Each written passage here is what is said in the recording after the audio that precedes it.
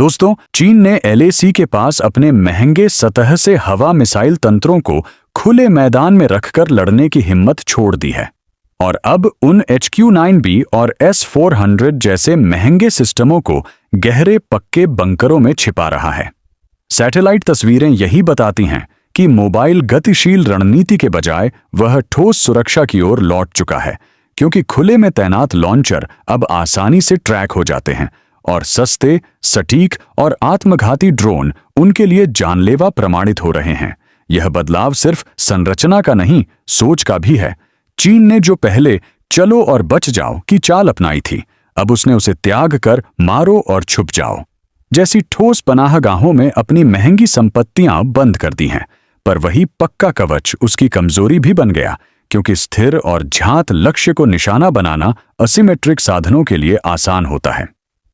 भारत की नई नीतियां और स्वदेशी कामिकाजी ड्रोन, नागास्त्र वन जैसे यही अवसर तलाश रहे हैं।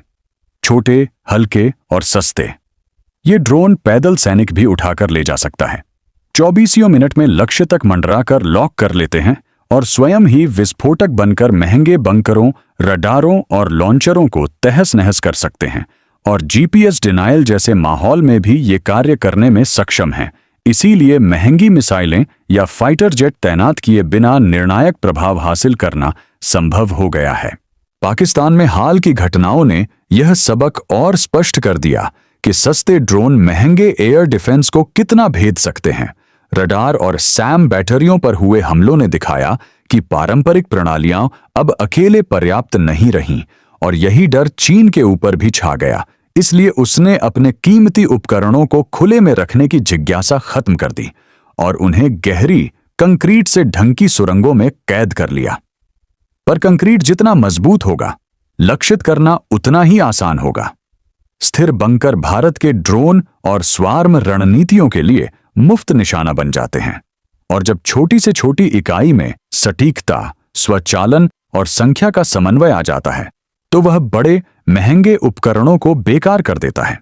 यही वजह है कि भारतीय पक्ष ने स्वार्मिंग तकनीक, कृत्रिम बुद्धिमत्ता सहायता और लॉइटरिंग म्यूनिशन पर जोर दिया है, ताकि एक साथ कई दिशाओं से दबाव बनाकर रक्षा ढांचे को तोड़ा जा सके। इसी बीच भारत ने अपनी रक्षा भी सुदृढ़ की है।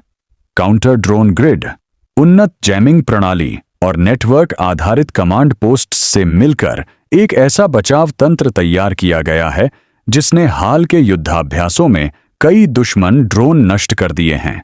यानी हम सिर्फ हमले के लिए तैयार नहीं हैं, बल्कि अपनी सीमाओं की रक्षा के लिए भी सक्षम हैं। नतीजा यह हुआ कि LAC पर अब वही युद्ध चल रहा है जो भविष्य के नियम तय करेगा, जहां जीत सटीकता, चालाकी, सूचना, संख्या और समय के संयोजन से तय होगी।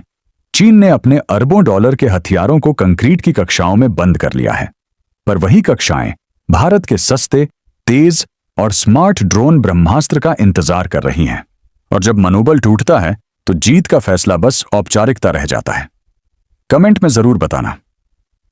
दोस्तों, भारत की इस ताकत पर अगर आपको गर्व हो रहा है तो वीडियो को लाइक, शेयर, सब्सक्राइब करना ना भूलें। जय हिंद।